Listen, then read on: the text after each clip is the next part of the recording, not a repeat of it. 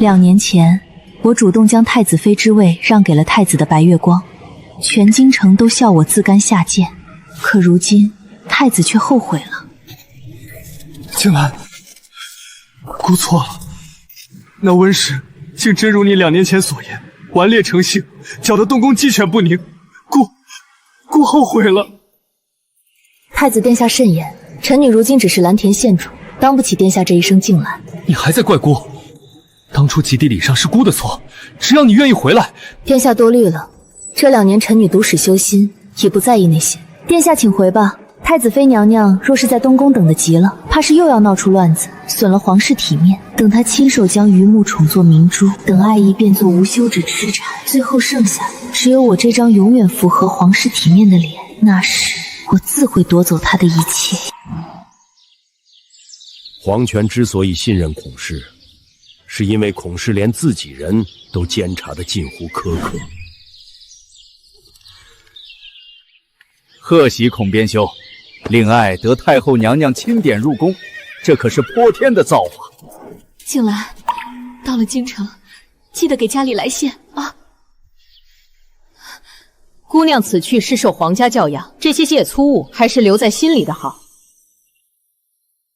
兰儿，记住了，多听多看，少说话，不知道的就说不知道。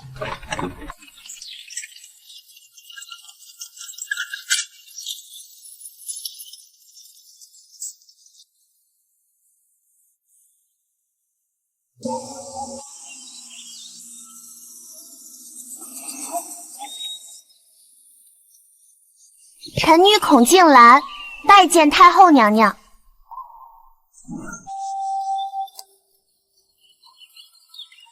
起来吧，倒是个稳重的孩子，走近些。模样生得极好，眉宇间也静气，通身的气度倒不像6品编修家里养出来的。怕不怕？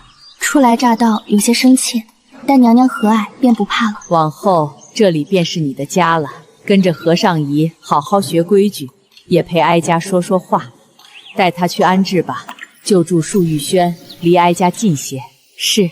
静兰记住了。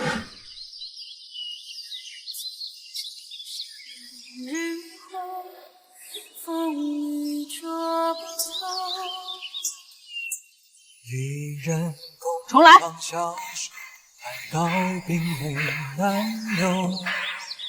温氏皇后，母家定远侯府，刘贵妃，五皇子生母，每一个名字你都要记在脑子里，哪怕他们的一句喜宴，也是杀人的刀。静兰明白。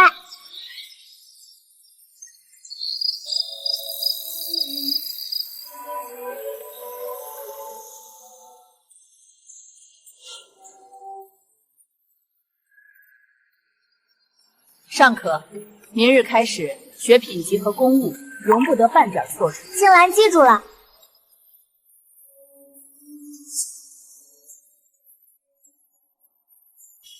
翻开飞册第1页，从孔氏开始读。孔氏前朝宰辅之后，100年来出过3位皇后，7个贵妃。够了，背这些死数没用。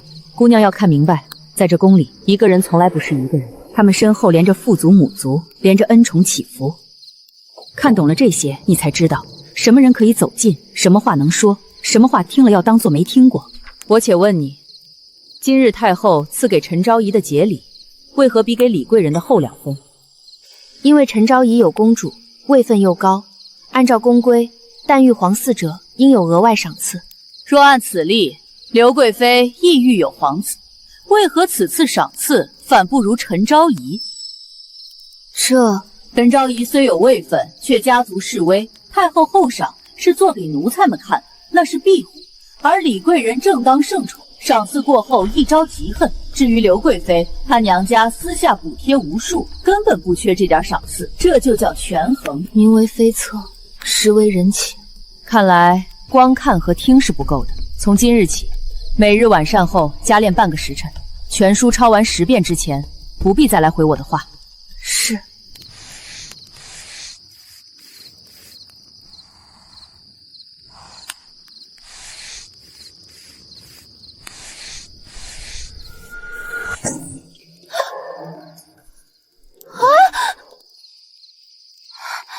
觉得苦，觉得难。静兰知错，太后娘娘与你一般大时，已开始跟着宰相夫人掌理家事了。她自会拿勺子起，学的是用膳规矩；会握笔时，临的是家族谱系。7岁长家，是否太早了？对寻常人家是早，可在孔氏这是常态。她是嫡长女，她不学，下面的妹妹们学谁？孔氏的门风谁来维系？你以为你只是为了自己在学？你若学不出个样子，旁人笑话孔氏是小，你远在蓝田的父母又该如何自处？静兰明白了，我会抄完，哪怕是到天亮。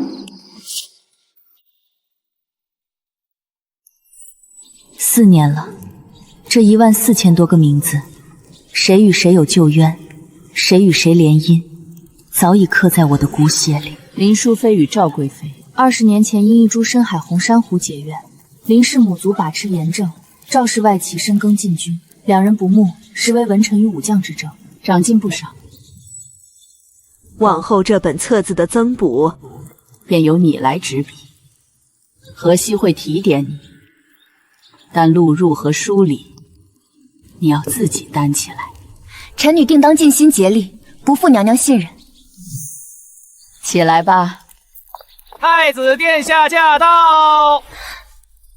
不必下去了，一同见见吧。孙儿给皇祖母请安，皇祖母今日气色真好，孙儿特意带了刚出锅的桂花糕来。咦，皇祖母，您身边什么时候多了位这般标致的仙女？从前好像没见过。臣女孔静兰拜见太子殿下。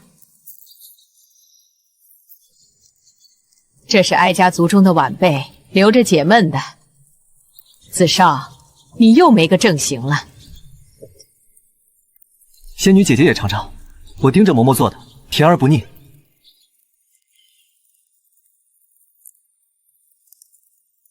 果然清甜馥郁，殿下有心了。别总太子太子的，听着生分。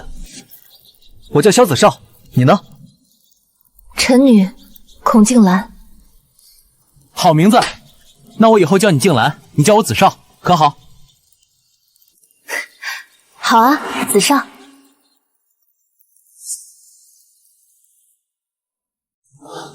静兰，你在宫里住的可还习惯？寿康宫虽好，就是规矩大了些，会不会闷？习惯的，姑祖母待我极好，宫里处处是学问。光是看这殿中的摆设，窗外花草，听姑祖母讲古论今，便觉日子充实，并不觉闷。你不觉得闷就好，往后我若得了空，多来找你说话。皇祖母，孙儿瞧着寿康宫后头的小园子景致正好，晚桂开得繁盛，孙儿带静兰去逛逛可好？去吧去吧，哀家正好歪一会儿。你们年纪相仿，是该多走动走动。静兰，跟着子少去瞧瞧，别走远了。静兰，你看，那是听竹轩，夏日在里头读书最是惬意。改日我带书来，咱们一块在那儿看书习字，怎么样？子少安排便是，只是我自写的寻常，怕要惹你笑话。怎么会？和尚仪的规矩极严，我瞧你方家行事说话，比那些公主的伴读大方得体多了。大方得体，这不过是孔家女子入宫的第一课。静兰，今日的桂花糕你可喜欢？下次我带御膳房新做的荷花酥给你，做的跟真花似的，宫外可少见。蓝田是小地方，却是从未见过那样精巧的糕点。今日跟着子少，倒真是长见识了。那说定了，下次我来定带给你尝。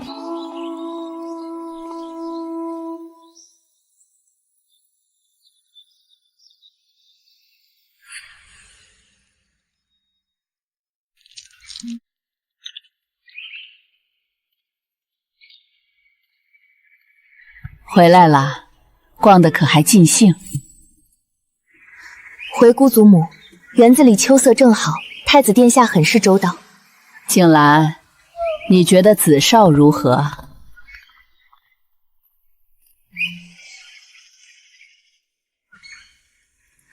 太子殿下天资聪颖，性情朗阔，有赤子之心。若哀家说想将他配与你做夫婿，你觉得如何？若只论自身，我家世微末，才学平平，自是配不上未来储君。但若论孔氏静兰，有皇祖祖母教诲，有孔氏门楣，如此便配得上了。很好，不妄自菲薄，也不盲目自大，更清楚自己倚仗为何，这便是哀家看重你的地方。你可知当年你父亲在宗册上如何写你？他说你初启蒙泰山不动，5岁那年，你见仆役受罚而不求情，非是不仁，而是知规矩不可乱，得了玩物不痴缠，是知物欲不可控心。旁人劝哀家广撒网，多选几个族女，哀家觉得不必，哀家只看一个，也只培养一个。静兰谨记姑祖母教诲，定不负姑祖母期望，不负孔氏门风。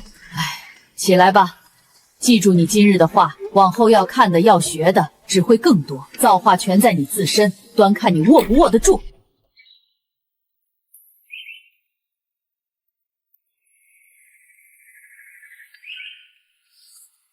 姑娘，这篇六国论，太后要您明日给出破局之策。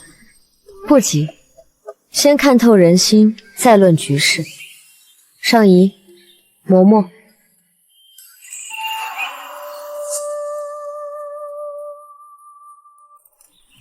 静兰，你可知何为夫妻？礼记有云：夫妇一体，同奔杯，共修戏。这位是薛大家，往后由他指点你一些女儿家该通晓的艺能。姑祖母，傻孩子，脸皮薄如何能行？白日里你是内宅主母，要讲体统，可等到红烛高商，帐子一放，你才真正算他的内人。男人心思简单的很，你让他白天觉得离不开你，晚上觉得舍不得你，两样占全了，他的眼还能往哪儿跑？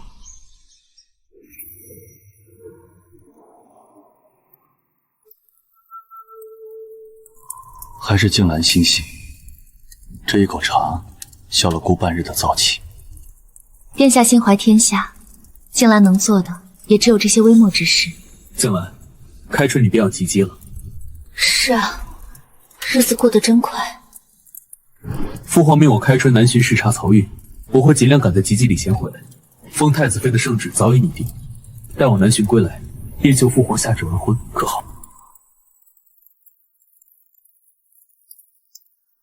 静兰，等殿下回来。那时的我以为这便是定局，却不知这棋局才刚刚落下一子。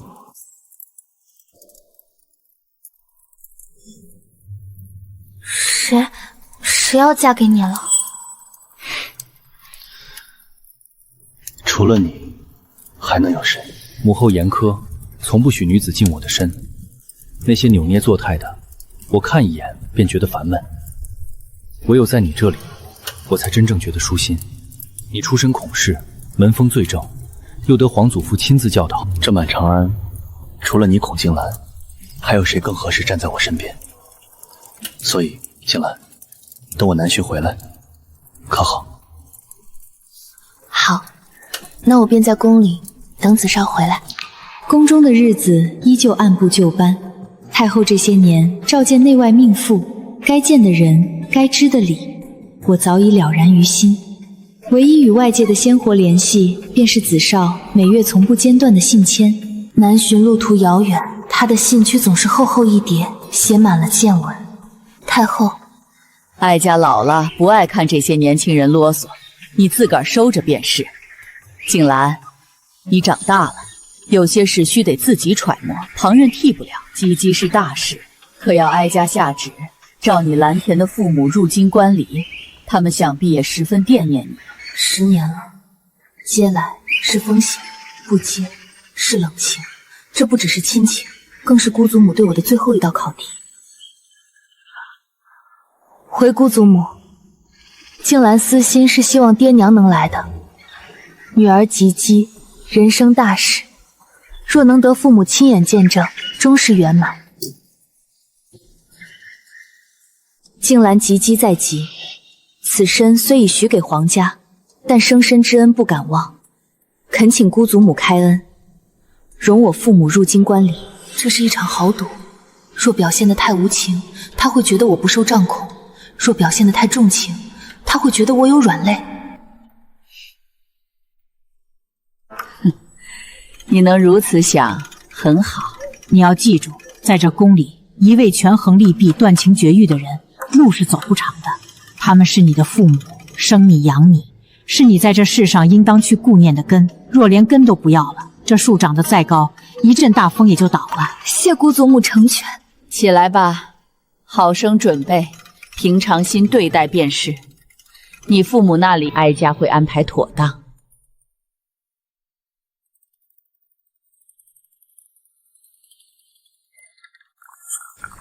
娘娘，其实不让他们来，对蓝田那2位未尝不是一种保护。身为孔氏的一份子，享受了姓氏带来的荫蔽与荣光，还谈什么置身事外？若只是他自己聪明剔透，家里头却是一团糊涂，任人拿捏，那这太子妃的位置，他就算坐上去，又能安稳几日？娘娘思虑周全，是奴婢浅见了。这道理，哀家也是多年才悟透。看看当年那个薛秀才，人人都以为他凭着几分才貌与娘娘有手悔，谁能想到他那时便以认您为主。这些年在外为娘娘耳目喉口，或封疆大吏，岂不比困在长安强上千百倍？所以啊，蓝田那边也该动一动了。既是静兰的根，就不能只是软肋，也得成为她的助力才行。端看静兰这孩子如何把握了。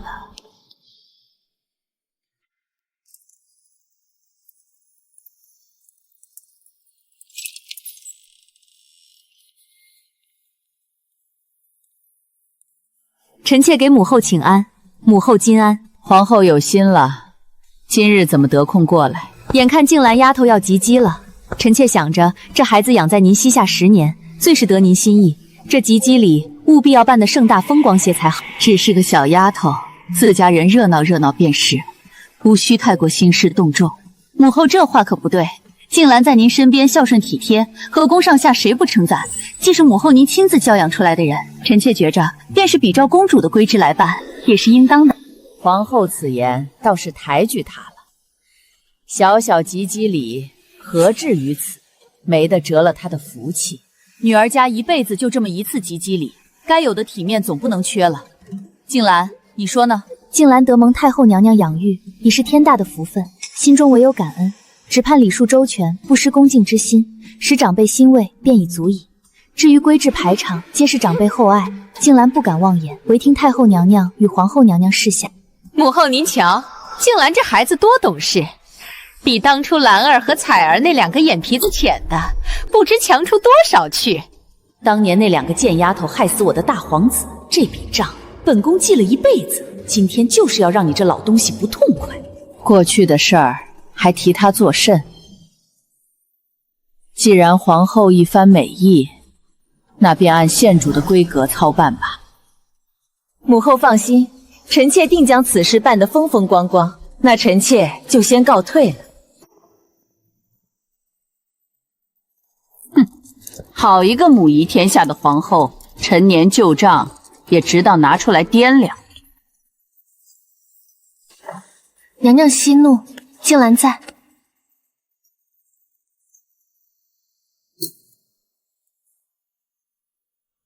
静兰这通身的气派，倒是像极了当年的太后。这最后一缕发，本宫亲自动手，也算全了咱们的缘分。太子妃之位，非静兰姑娘莫属了。皇后娘娘这是亲口认了儿媳呢。孔氏100年世家，也唯有静兰姑娘这般的人物，才配得上咱们太子殿下。太子殿下驾到！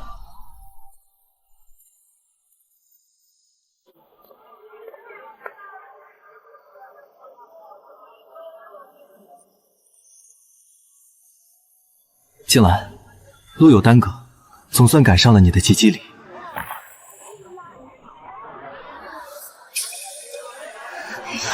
别怕，静兰，这位便是我跟你提起的温姑娘，是我的好友。民女温其音，恭贺孔姐姐及笄大喜，芳龄永续。姓温，皇后的母族，原来惊喜在这儿等着我。谢温妹妹吉言，有心了。殿下的礼，臣女很喜欢。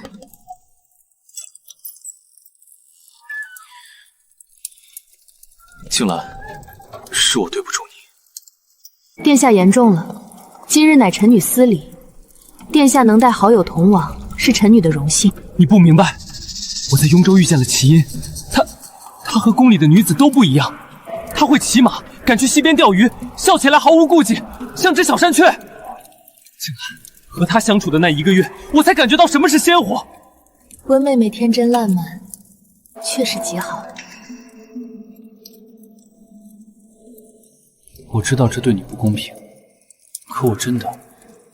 殿下，夜深了，应该回东宫了。鲜活，这宫里最不需要的就是鲜活。萧子少，你亲手把软肋送到了我手里。静鸾，我不是说你不好的意思，你很好，端庄聪慧识大体，你是这世上独一无二的孔静鸾。殿下，人世间的情谊，并非只有男女之情一种。你我自幼相伴，静兰早已引殿下为知己，知己之间，难道不该盼着对方顺心遂意吗？静兰，你真的这么想？那如果太子妃之位换齐音来做，是不是更好？她性子烈，更需要名分保护。你出身名门，气度非凡，定然不会计较这些虚名，对不对？当然，温妹妹初来乍到，有名分傍身，却能免去闲言碎语。只要与殿下有益，静兰自然不会计较。我就知道你最是明理大度，今日是我莽撞了，改日再与你细说。既然你想要这虚名，我便成全你。只是这正妃之位的火，且看温家能不能接得住。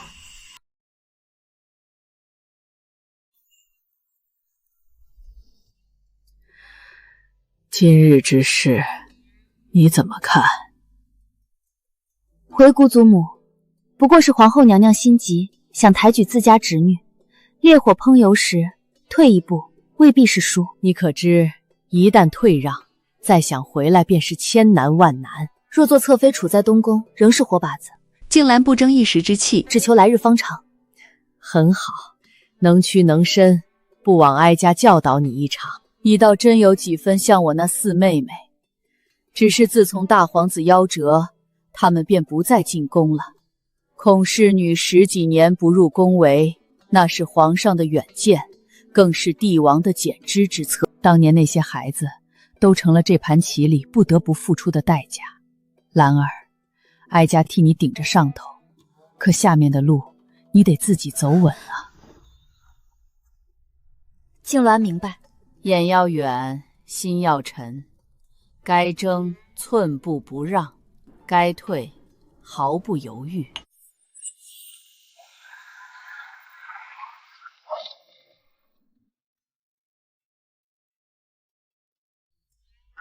说起来，你倒真有几分像我四妹妹，她那时最是安静通透，可惜了。那一定是一位奇女子。这宫里不需要奇女子，需要的是能活下去的奇子。当年大皇子夭折，连累孔氏女10几年不得入宫，你真当那是意外？先皇要修剪世家，当今圣上要平衡寒门，皇后那点野心，不过是皇上手里的刀。原来我的对手从未是温景音，而是那把坐在龙椅上的刀。兰儿，上头的事儿哀家顶着，下面的路你自己走稳。该争时寸步不让，该退时毫不犹豫，明白吗？静兰明白，棋局漫长，不必争一子得失。父皇，儿臣与齐音生死相依，求父皇成全，改立齐音为正妃。混账！你置孔氏于何地？置皇家信誉于何地？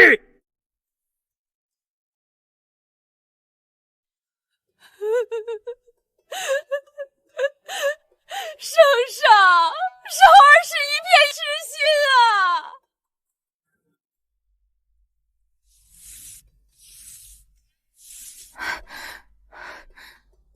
姑娘，圣旨到了，圣上封您为蓝田县主。恭喜县主，从今日起，奴婢便是县主的人了。姑姑是太后身边的老人，委屈你了。总归都是孔家的人，办的是孔家的事儿，奴婢辅佐您是为了让这路走得更顺浪些。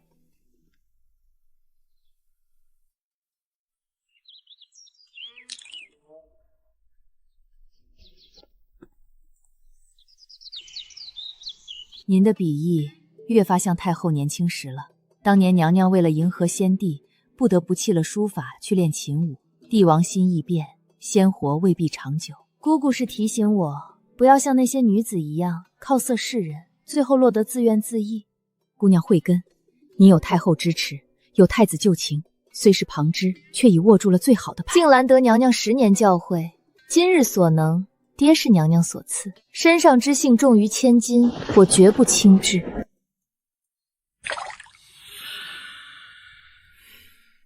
萧子少，你要的自由我给你，我要的局才刚刚开始。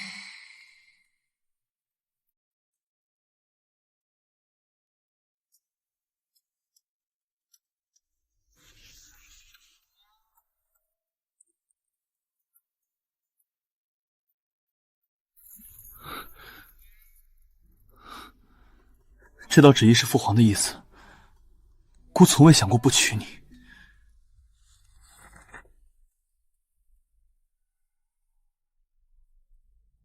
殿下言重了，陛下龙峰赐封县主，于静兰已是天大的体面。静兰，委屈你了。殿下顺应圣意，顾全大局，并无错处。立温妹妹为太子妃，方能安稳朝局。齐因她心思纯烈，姑怕她多想，这几日才未来看你。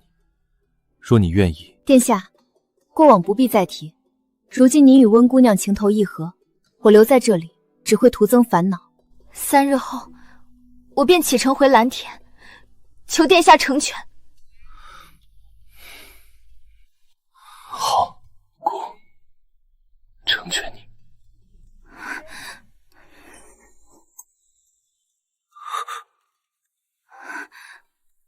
今日是静兰放肆了，殿下忘了吧。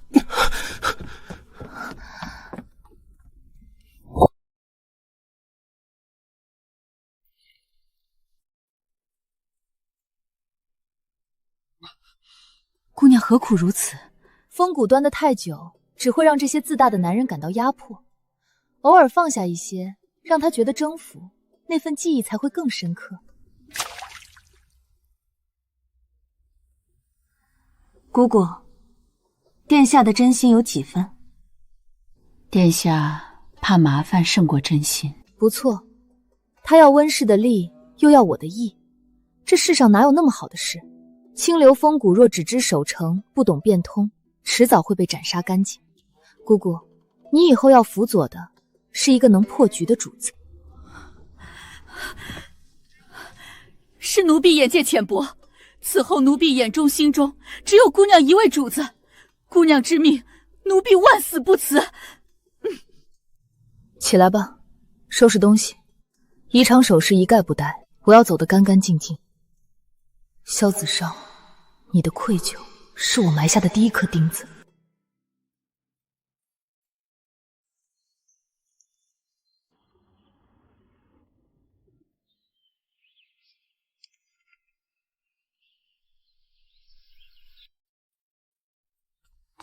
主子，长安那边闹起来了，温侧妃处置公务不当，被御史台参了一本，圣上大发雷霆呢。意料之中，东宫的正妃之位，从来不是靠宠爱就能坐稳的。太子殿下这2月的来信，字迹倒是越发工整了。人总是要在焦头烂额时才想起规矩的好处。他怀念的不是我，是那份不需要他操心的安稳。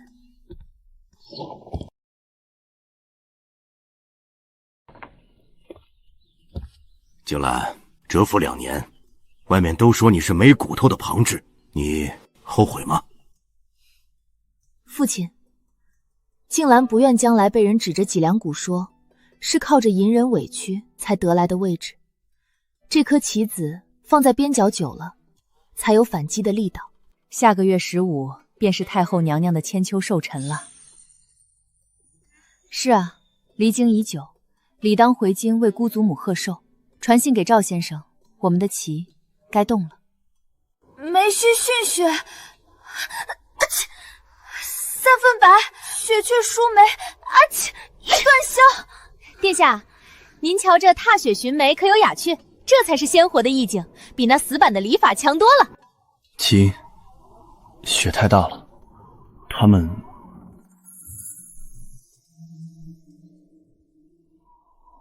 太后驾到，皇上驾到！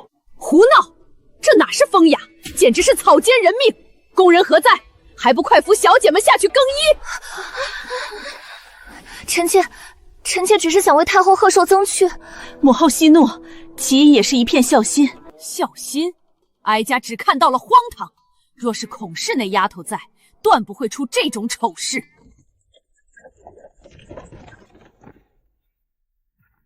姑祖母，静兰回来了。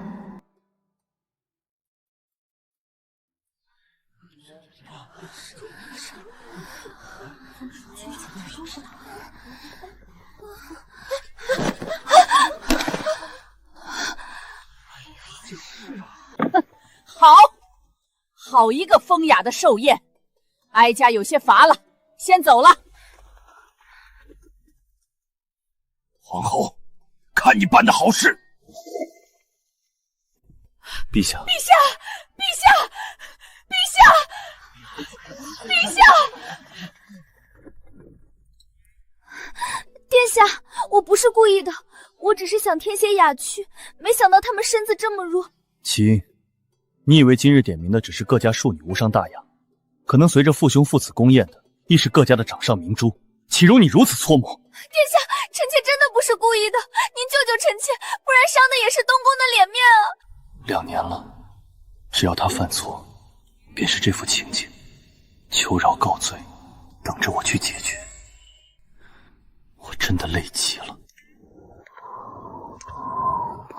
殿下，殿下！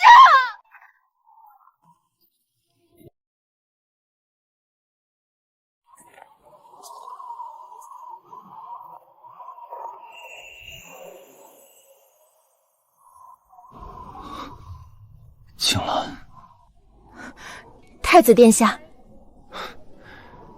你我之间何须如此？时至今日，静兰依旧不想让殿下为难。你回来了。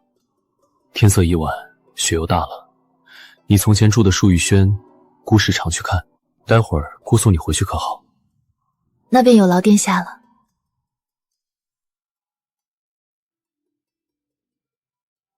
姑下了令，谁都不能插手这间屋子。平日无事，姑就来这里坐坐。你当时走得匆忙，什么都没带走。姑看着这些，就时常想起我们从前。殿下有心了。静兰，当年是姑委屈了你，这2年姑时常后悔。殿下，往事已矣，不必再提。静兰此番回京，只为给太后娘娘贺寿，不会久留，亦不会给殿下添任何麻烦。你我之间怎么能算麻烦？在姑心中，你与姑的妻子无异。妻子？他竟能如此理所当然地说出这2个字，那温景英这位正牌太子妃又被他置于何度？子少，有些事并非3言2语可说清，你给我一些时间可好？好，是姑心急了。你舟车劳顿，先好生歇着。我们来日方长。殿下不等太子妃一起回宫吗？今日这一遭，他怕是还在凤仪宫听母后训斥，一时半会儿回不来。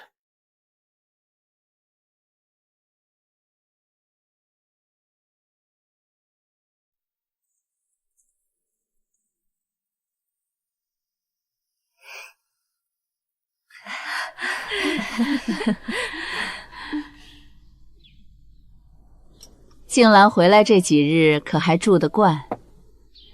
这宫中规矩多，不比蓝田那地方到底自由些。多谢皇后娘娘关怀。静兰自幼得太后娘娘教诲，早已习惯宫中严谨。蓝田民风淳朴，亦有其自在之处。无论身在何地，静兰只求谨守本分，不负圣恩与娘娘们的教导。你倒是个懂事的。既如此，往后便多与齐音走动走动。他年纪轻，许多事还需你这样的旧人提点。齐音，还不快来见过你孔姐姐？她与你子昭哥哥自幼相识，情分非比寻常。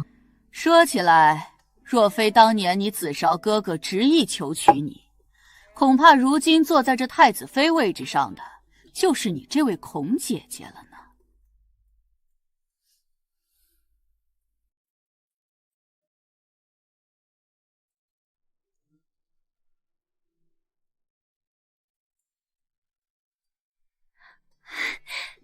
母后说的是，我一见孔姐姐就觉得格外亲切。姐姐这般美貌才情，至今还未出阁，岂不可惜？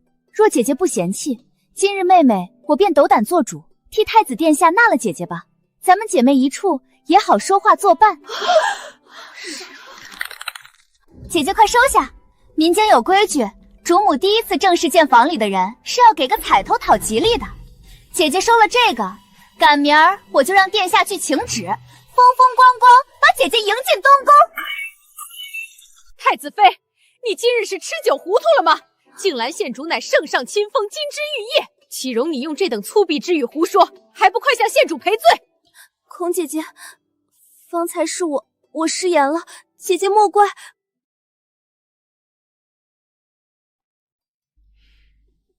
娘娘年轻率真，一时口快，臣女岂敢怪罪。春林，快将太子妃娘娘的心意奉还，替本县主谢过娘娘美意。只是此物，臣女万不敢领受。县主果然恪守礼法，深明大义。是齐音年轻不懂事，胡闹了，还不退下！皇后娘娘，臣女连日赶路，身子本就有些乏了，方才又吹了些风，忽感有些不适，恐扰了娘娘与诸位夫人的雅兴，请容臣女先行告退。准了，快回去好生歇着吧。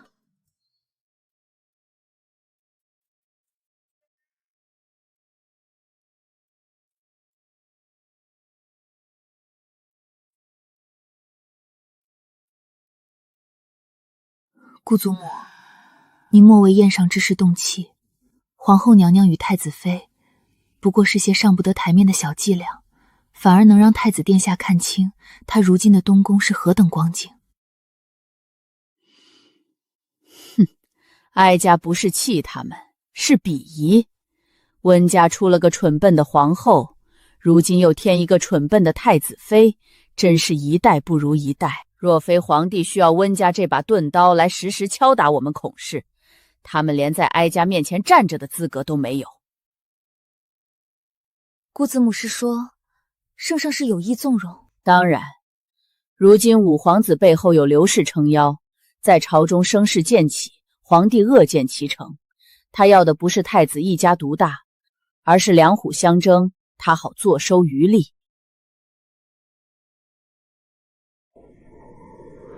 唉，温景音的愚蠢，恰好成了五皇子攻薄东宫的最好把柄。子少那孩子还是太嫩了。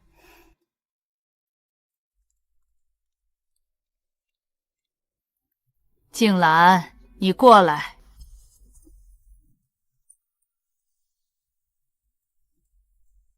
哀家老了，这双眼睛不知还能看几场风雨。孔家的将来终究要交到你的手上。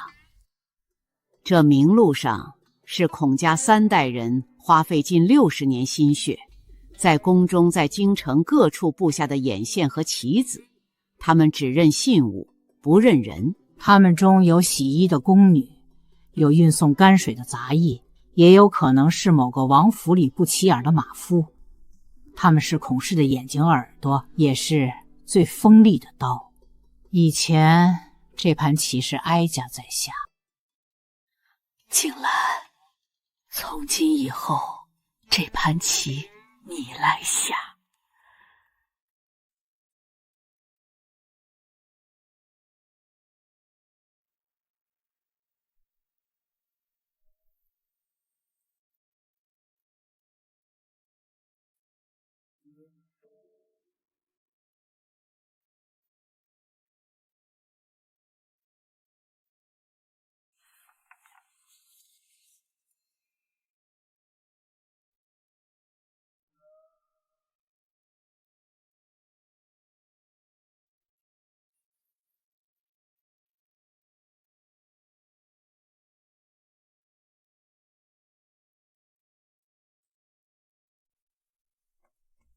何姑姑，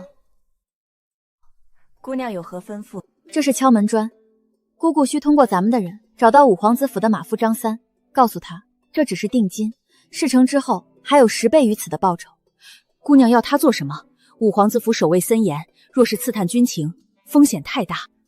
不必冒险，我不要他去偷什么兵房图，也不要他去听什么密谋，我只要他用耳朵去听。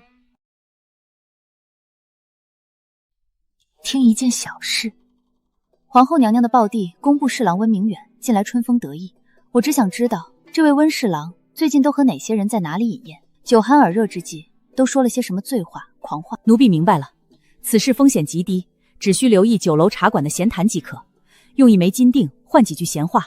那张三嗜赌又缺钱，绝不会拒绝。去吧，我要的不是快，是准。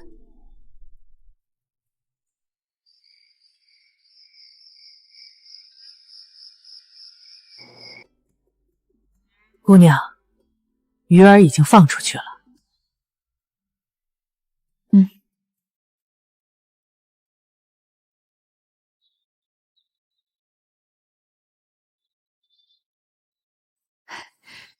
姑娘，消息回来了。说，那马夫张三不负所托，温明远前日与昨日接连在望江楼宴请了几位工部的同僚。席间，他喝得酩酊大醉，大肆吹嘘。他说，今岁黄河下游要修缮3处河堤，他已将朝廷拨下的预算暗中挪了5成出来，用于扩建他城西的私家园林呢。他还说，有皇后娘娘在，谁也动不了他。他还嘲笑太子殿下，说殿下是个只知埋头批阅公文的书呆子，被他玩弄于股掌之间，连自己的旧家贪了钱都不知道。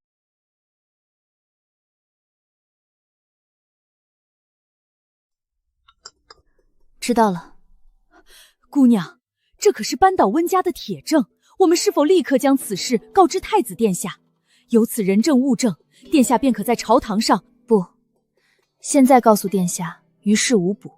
殿下若去父皇面前参奏，只会变成东宫与外戚的意气之争，反而落了下乘。温明远是殿下的亲舅舅，此事由殿下揭发，天下人会如何说？只会说殿下为争宠，不念亲情，刻薄寡恩。那我们该如何是好？难道就这么放过他？一把刀自己握着去捅人，手上会沾血，但如果让一个最有资格用刀也最愿意用刀的人去捅，我们只需在旁边看着便好。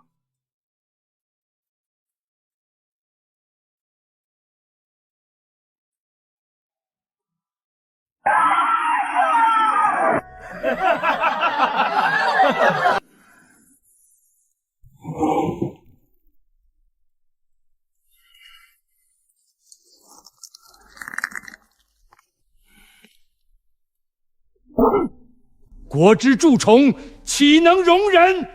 明日早朝，老夫便是拼了这身官服，这把老骨头，也要将此逆参倒。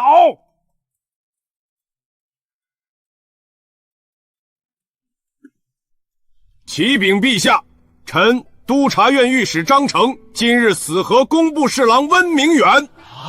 其督办南境河工，非但毫无寸进，反倒与地方豪绅勾结，贪没工程款项，中饱私囊，致使河堤朽坏，民怨沸腾。此乃国之蛀虫，社稷之贼。陛下明鉴，臣冤枉，张御史血口喷人，毫无实据啊！哼，此乃臣数月暗中查访所得之账目，其中款项出入漏洞百出。温大人每年采买木料10池的价格，竟比市价高出3成。请问这多出来的银子进了谁的口袋？请陛下下令三司会审，彻查到底。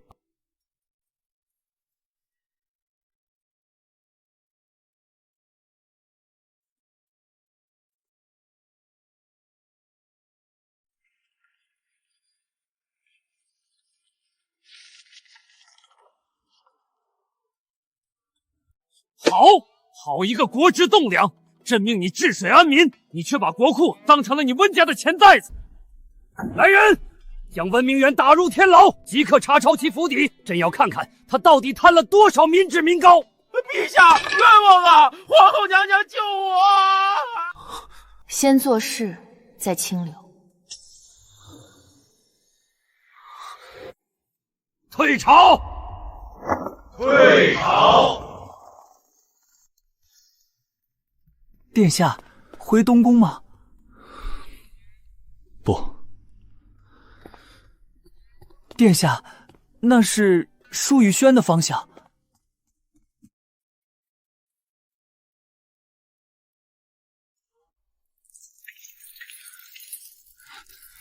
殿下，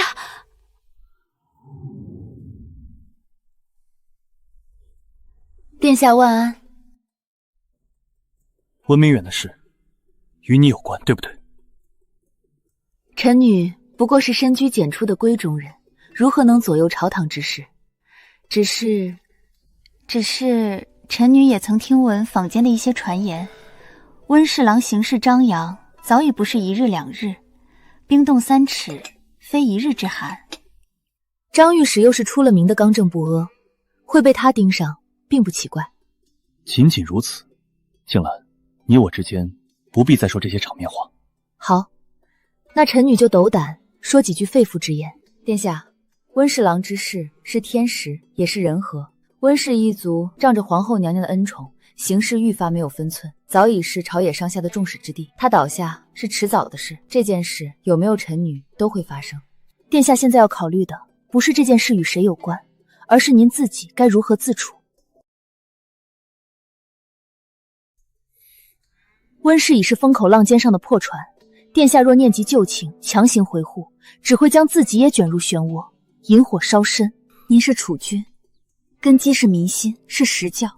您之前主持的水利工程初见成效，百姓交口称赞，这才是您的立身之本。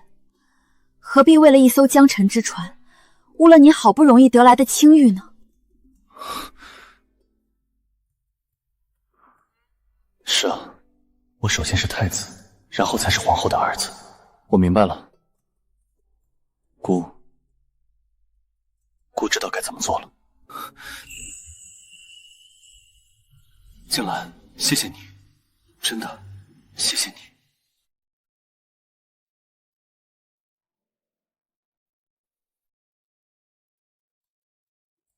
陛下，臣妾的兄长只是一时糊涂啊，求您看在臣妾和太子的份上，饶他一命吧。温家就这一根独苗了。一时糊涂，贪墨的几10万两雪花银是能用糊涂二字轻轻接过的吗？他将国之根本视若无物，心中何曾有过君父，何曾有过天下百姓？朕不杀他，已是看在你的面子上了。陛下，够了！你身为皇后，不思约束外戚，反而在此为罪臣求情，成何体统？给朕滚回你的坤宁宫去，好好反省！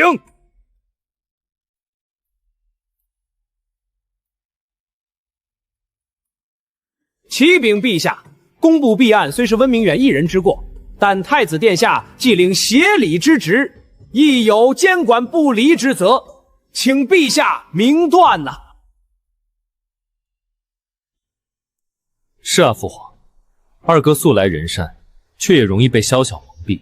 此次合公款之事，便是明证。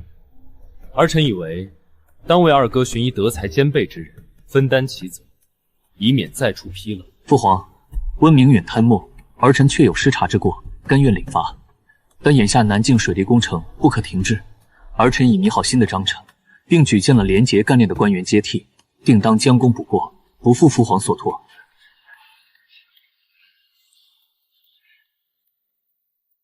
母妃，您看到了吗？萧子少如今就像一只被拔了牙的老虎，皇后和温家都自身难保，我看谁还能护着她？一弊不止，温家倒了，皇后就成了无根的浮萍，她在陛下那里的情分也快耗尽了，这可是千载难逢的好机会啊！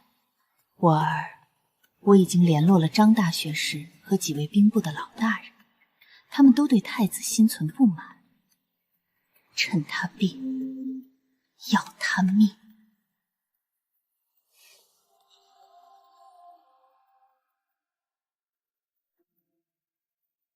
这次我们不仅要让他断臂，更要让他东宫易主。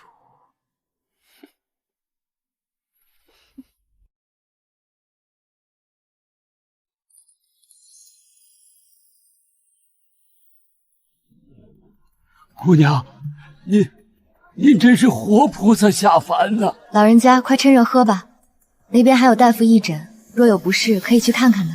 小姐，您都忙活一上午了，歇会儿吧，手都红了。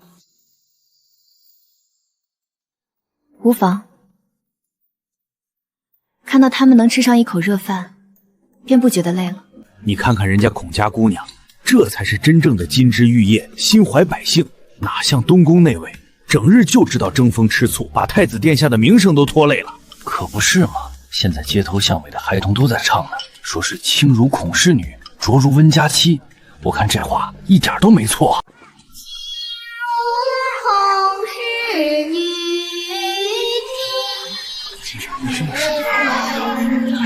这是什么话？这分手的时候怎么样？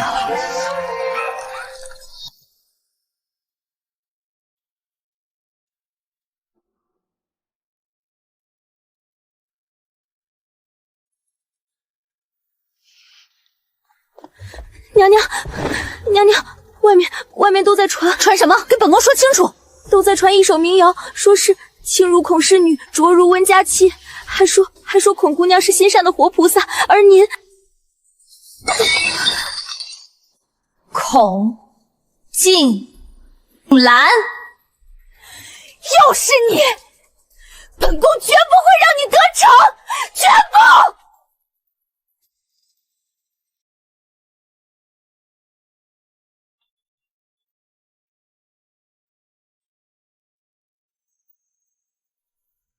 参见太子殿下。都起来吧，姑今日是私访，不必多礼。江兰，辛苦你。为殿下分忧，为百姓解难，是分内之事，何谈幸福？这是父皇赏的，姑特意给你送来补补身子。父皇今日在朝上还对姑说，姑当有体。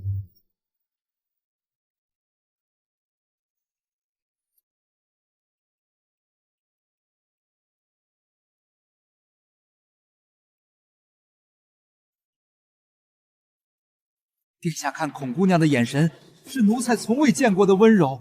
京城百姓们见了，都说他们才是天造地设的一对璧人。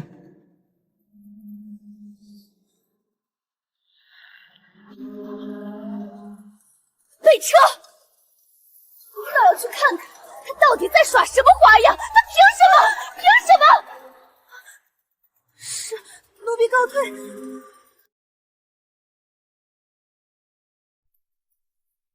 静兰，这些日子看着你为百姓奔走，再看着朝堂上的乌烟瘴气，我才终于明白父皇和姑祖母当年的苦心。是我错了，错得离谱。温琪樱桃，她根本不懂何为太子妃的责任。在我心里，只有你才是我萧子少唯一认定的妻子。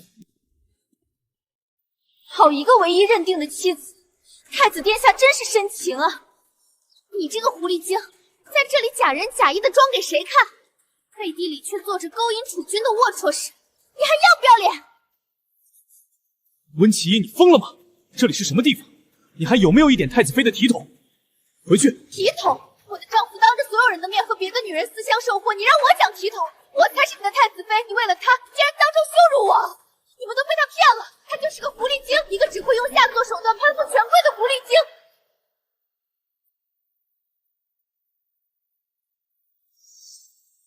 他就是个狐狸精，你被他骗了，子少。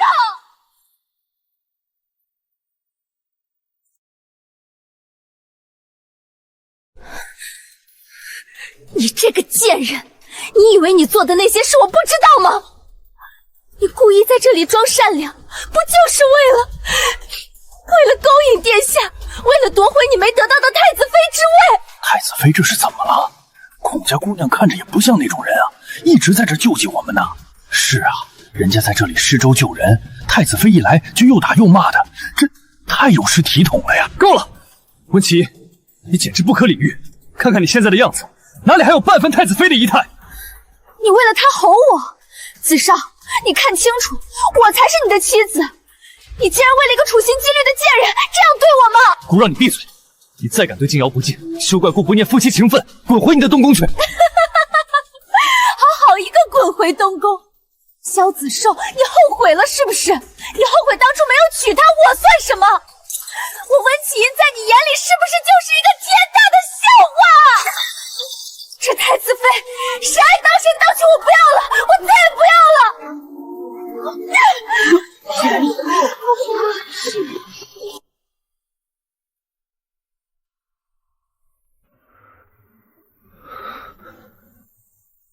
静兰，让你受委屈了。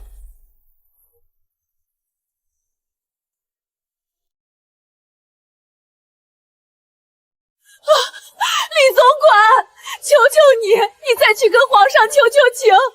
齐音，他只是一时糊涂，他是被那些贱人给冤枉的，求皇上饶了他这一次吧。皇后娘娘，圣意已决，您就别为难奴才了。太子妃当众失仪，秽乱宫禁，早已传遍京城，已是天大的丑闻。皇上龙颜大怒，没有要了他的性命，已经是看在温家和您的颜面上，法外开恩了。奉天承运，皇帝诏曰：太子妃温氏于万民之前失仪，有辱皇家颜面，着即日废黜其太子妃位，贬为庶人，送皇家寺庙静思己过，终生不得出。钦此。完了，全完了！我的齐音，我的温家。娘娘保重身体，奴才告退。娘娘，快传太医啊！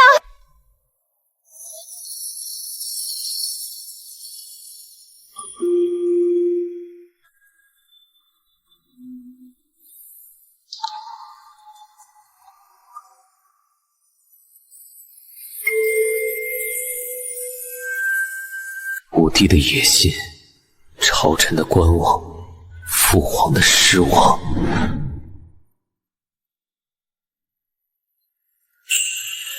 殿下，静兰永远都在。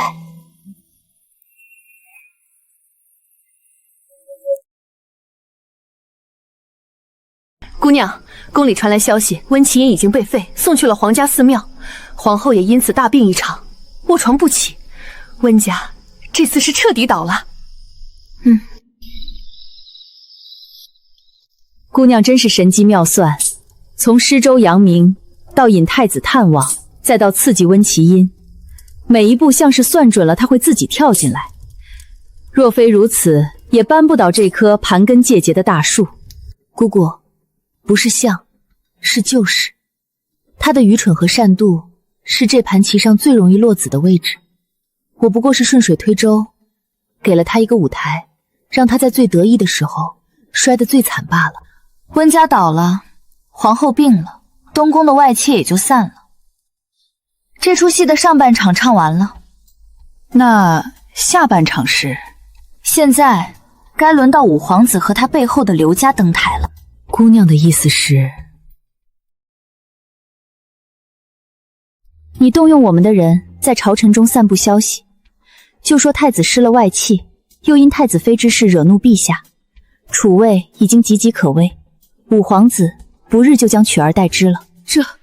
这是要让那些墙头草都倒向五皇子啊！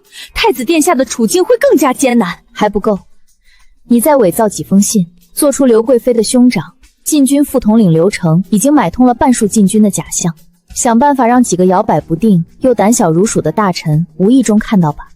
姑娘，万万不可！这是要把太子殿下往绝路上逼呀！一旦人心浮动，五皇子再被这消息一击，起了不臣之心，那东宫就真的万劫不复了。这是要将太子殿下置于死地呀！不入绝境，他又怎会懂得谁才是他唯一的生机？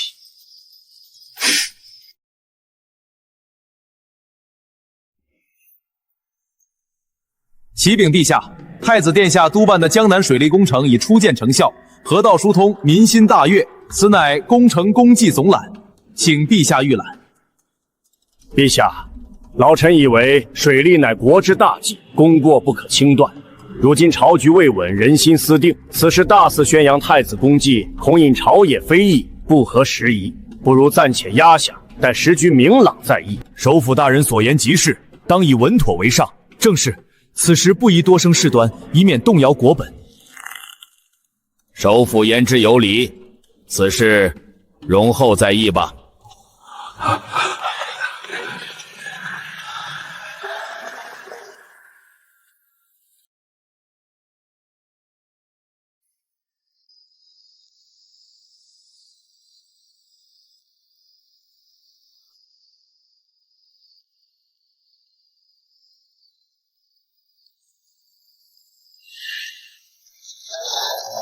母族倒了，父皇失望，朝臣背弃，就连呕心沥血换来的功绩也成了一个笑话。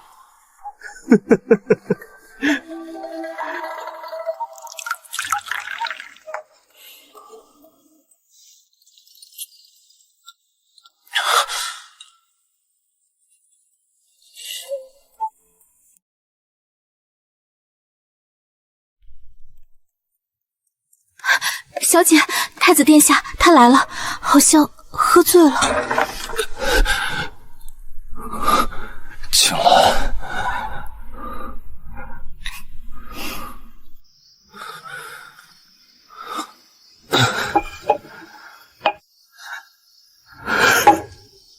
连茶都是凉的，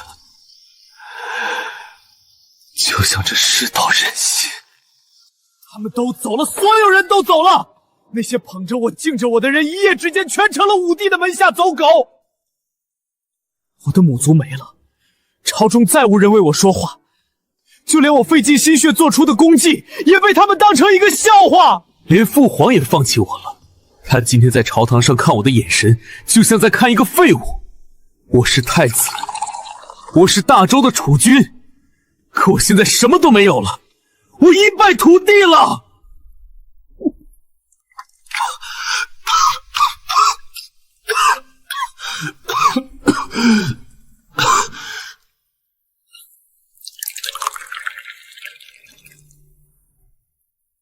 我真不够他，我什么都没有了。青兰，我该怎么办？青兰，现在我只有你了。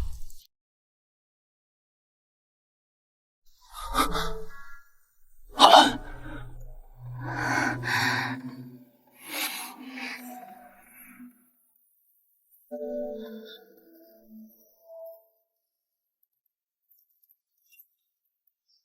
青兰，这是……殿下，臣女自知人微言轻，孔家亦不过是旁支。这2年，臣女倾尽所有，也只网罗了这些愿意为殿下效死命的人。他们官位不高，势力不显，或许只是杯水车薪罢了，但这已是臣女的全部。臣女今日便将身家性命，连同这颗心，一并交与殿下。殿下若胜，臣女愿为殿下扫平后宫，再无掣肘；殿下若败，臣女愿陪殿下共赴黄泉。青兰，够了，有你这句话就够了。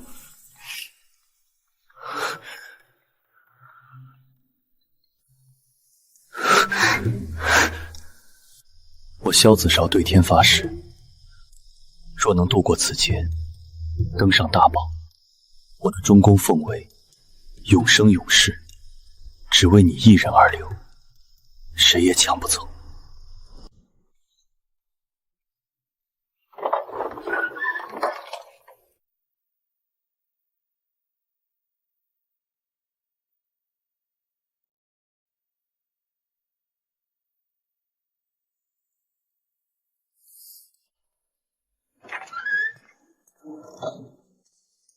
小姐，您给太子的那些人都是外围的旁支，掀不起什么风浪。太子若真以为靠这些人就能翻盘，恐怕只会败得更快。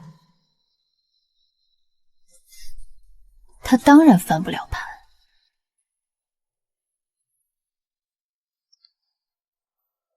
何姑姑，你以为我要的是帮他翻身吗？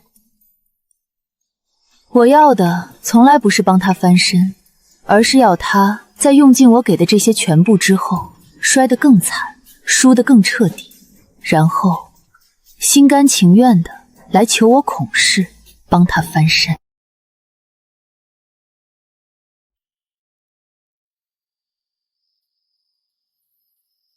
姑姑，一盘棋的胜负不在于你摆在明面上的兵卒有多少，而在于你是否藏了一枚能一锤定音的棋子。姑娘的意思是，我给他的那些人本就不是用来解决问题的，他们存在的唯一意义就是让太子殿下亲自去验证。此路不通。当一个人走投无路，试遍了所有方法都宣告失败后，他才会心甘情愿地走进你为他设计好的那唯一一条生路。那条生路，难道是东宫属关中有一位姓陆的先生，任记事之职。此人已在太子身边潜伏多年，博古通今，善出奇谋，是姑祖母早年为太子备下。只不过这枚棋子只有在最关键的时候才能动。殿下在那些轻油盐官处处碰壁之后，必然心急如焚。届时，陆先生会不经意地出现在他面前，为他指点迷津。指点何种迷津？一个能让他一劳永逸，彻底铲除五皇子和刘氏，甚至连皇后娘娘都无话可说的计策。一个需要动用兵权的计策。冯家、樊家、徐家，太后娘娘布局在军中的。不错，陆先生会引导太子，让他以东宫储君的名义亲自去联络这三家。届时，他们将奉太子之令行清君侧之事。如此一来，这兵权便不是我孔氏强取，而是太子殿下亲自求来的。姑姑，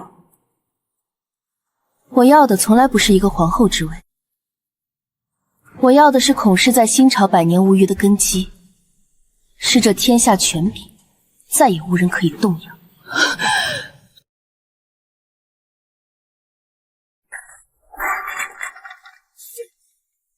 都是一群废物，平日里高谈阔论，一个个自诩风骨，如今孤有难，他们就只会知乎则也，说什么爱惜羽毛，静待时变。殿下，陆先生求见。陆先生，那个整理文书的，他这个时候来做什么？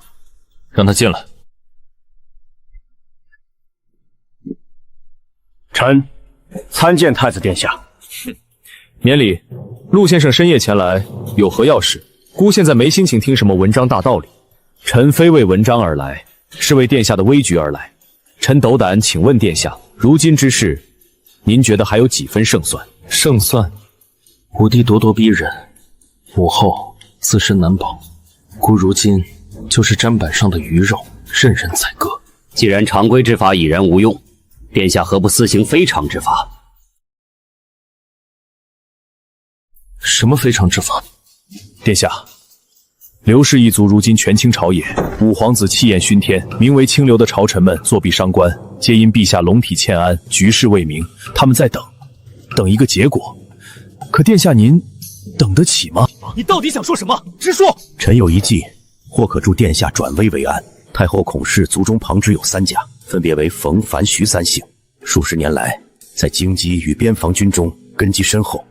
若能得此3家之助，你疯了！这是要动用兵马，行兵谏之事，这是谋逆啊！殿下，此非谋逆，乃清君侧。刘氏嚣张跋扈，已有胁迫君上之象。殿下以储君之名联络忠良将士，护卫京畿，肃清刘氏奸党，乃是为国除害，为君分忧。事成之后，陛下只会嘉奖殿下的果决，天下人也只会称颂殿下的孝心与忠勇。殿下，妇人之仁，坐以待毙，才是取死之道。如今的局面，您已退无可退，非常之时当行非常之事，再犹豫，东宫危矣，社稷危矣，请殿下决断。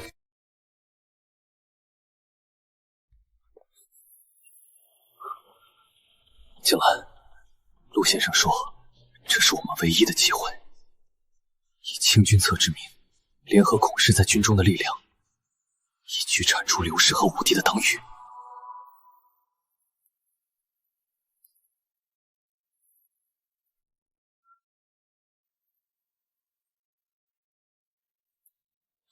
殿下，不可，万万不可！这是兵行险招，是提着头颅在刀尖上跳舞，一旦有任何差池，便是万劫不复的深渊。殿下，您是国之储君，怎能行此等凶险之事？我们再想想别的办法，一定还有别的办法的。静兰，你先别怕，我知你看看现在的局势，我们还有别的路可走吗？难道真的要坐以待毙？可是这太冒险了，万一失败，您怎么办？我们怎么办？我宁愿一辈子被困在这方寸之地，也不愿看到殿下去冒这样的风险。静兰，我知道你担心我，但身为男人，身为太子，有些责任我必须承担。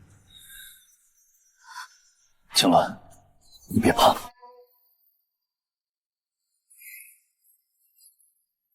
为了我们的将来，这些值得吗？孤意已决。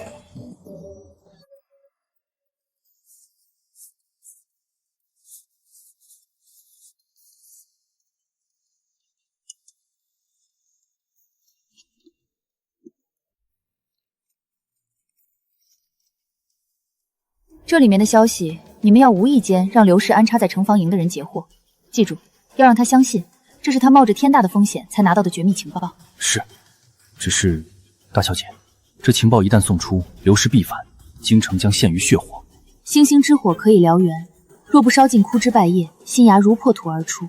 他们等得太久，已经失了耐心。我不过是给了他们一个自以为最好的时机。送出情报后，你们的任务就只有一个，活下来。等天亮之后，我还有用处。遵命。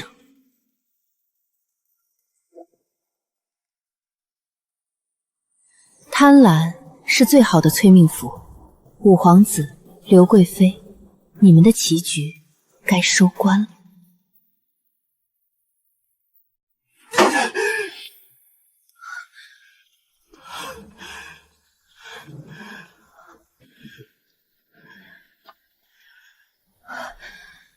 玉儿，消息可靠吗？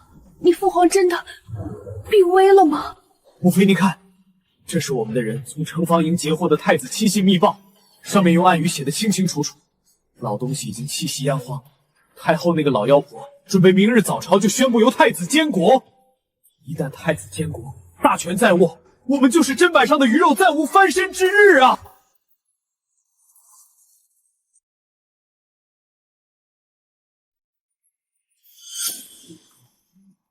监国，孔家那老婆子好算计，她这是要彻底把我们母子往死路上逼吗？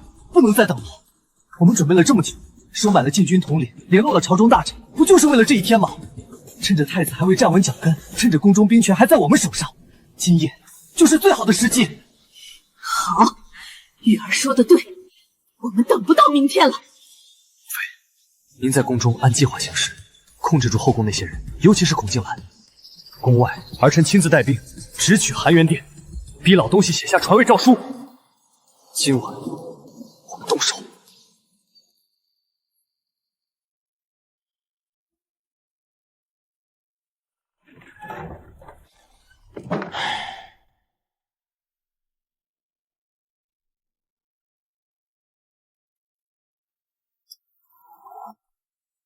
大小姐，一切都已准备就绪。第一，立刻通知慈宁宫，请姑祖母按原计划让陛下的寝宫走水，而后护送陛下秘密转移至西山行宫。记住，动静要做得足够大，要让所有人都相信陛下被困在了火场里，生死不明。是，太后那边早已安排妥当，只等您一声令下。第二，也是最重要的一件，我们安插在皇后身边的那枚棋子该动，宫变一起，后宫必乱。让他以保护皇后娘娘为名，带着几个信得过的宫人，将皇后寝宫的殿门从外面锁死，在外面泼上火油。什么？大小姐，这是要皇后的命啊！她毕竟是当朝国母，是太子殿下的生母。太子的生母和跟在姑祖母身边这么多年，难道忘了当年姑祖母是如何被他联合温锦玉交出凤印的吗？忘了他是如何当女羞辱我，只配做妾的吗？你这个不知廉耻的东西！哀家真是后悔呀！五皇子谋逆，火烧中宫，皇后娘娘不幸葬身火海，这才是史书上该有的记载。太子殿下需要一个干净的后方，更需要一个没有强大外戚掣手的温顺的皇后。我是在帮她，也是在帮我自己。姑姑，成大事者必要有所牺牲，皇后就是那个必须被牺牲掉的人。去吧，让那颗棋子完成他最后的使命。是，奴婢遵命。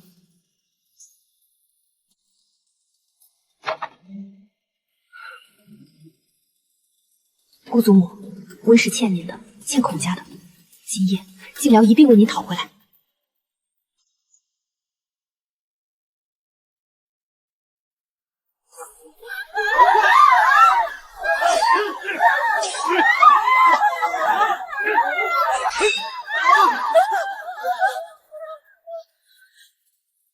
大小姐，别怕，别怕！你们是什么人？好大的胆子，竟敢在宫中动武！奉五皇子与刘贵妃娘娘之命，清君侧、诛妖妃，都给老子待在里面！谁敢乱动，格杀勿论！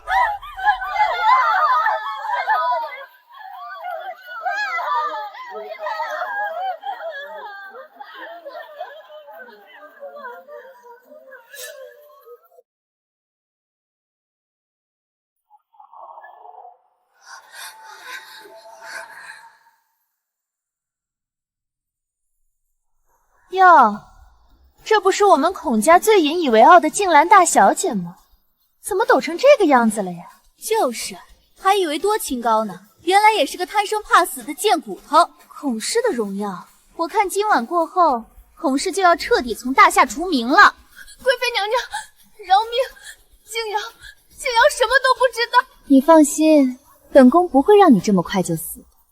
等我儿子登基成了新帝，本宫做了太后，第一个就是把你这个赐给军中最下贱的奴隶，让你尝尝什么叫生不如死吧。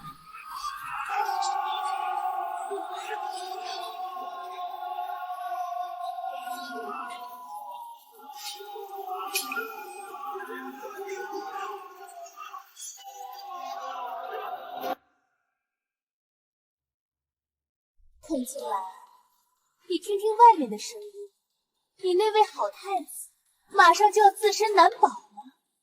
你以为太后能护你一辈子？她老了，孔家也该换换主人了。等五皇子登基，我就是皇太后，而你不过是我阶下的一条丧家之犬，是吗？贵妃娘娘似乎高兴得太早，死到临头还嘴硬吗？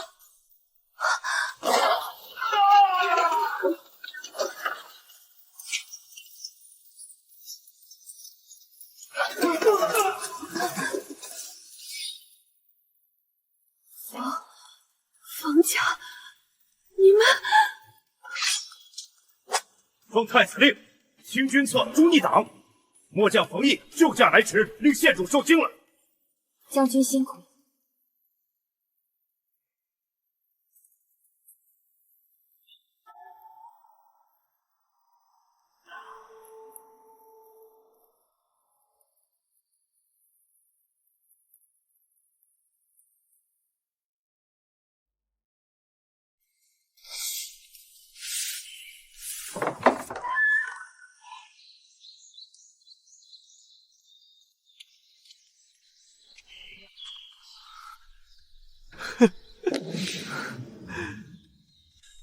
你没事，太好了。殿下费心了。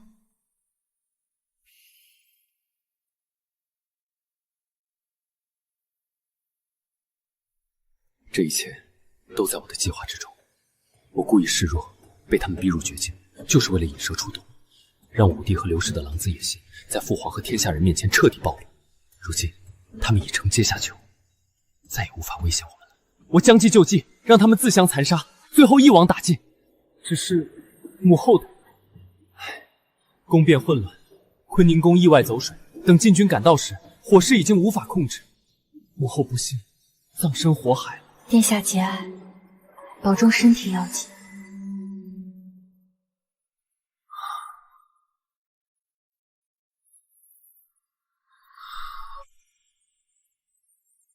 静兰，都结束了。从今以后，这宫里，这天下，再也没有人能把我们分开了。等我处理完这些乱局，登基之后，我的皇后只可能是你，也只能是你。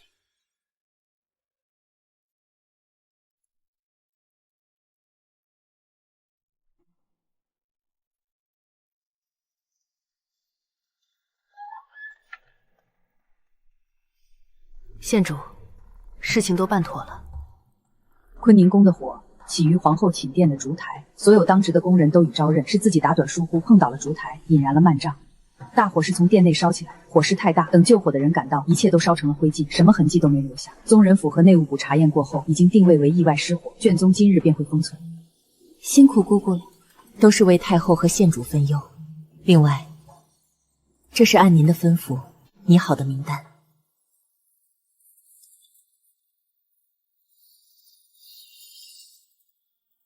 县主打算如何处置他们？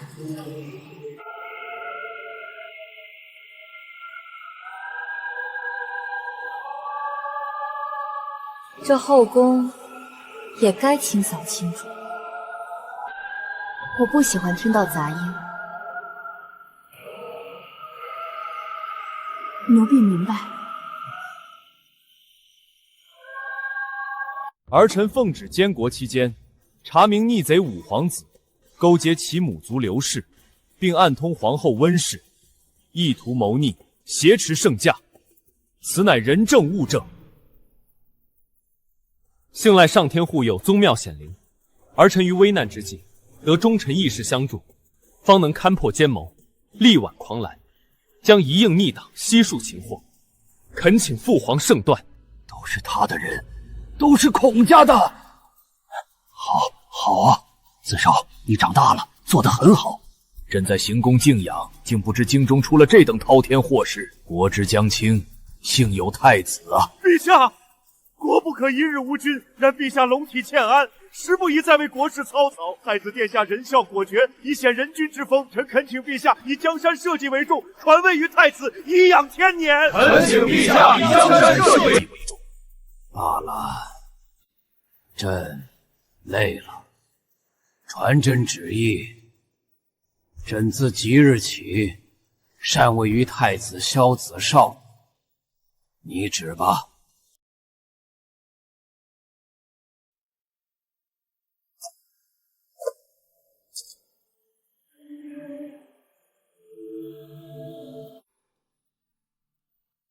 吾皇万岁！万岁！万万岁！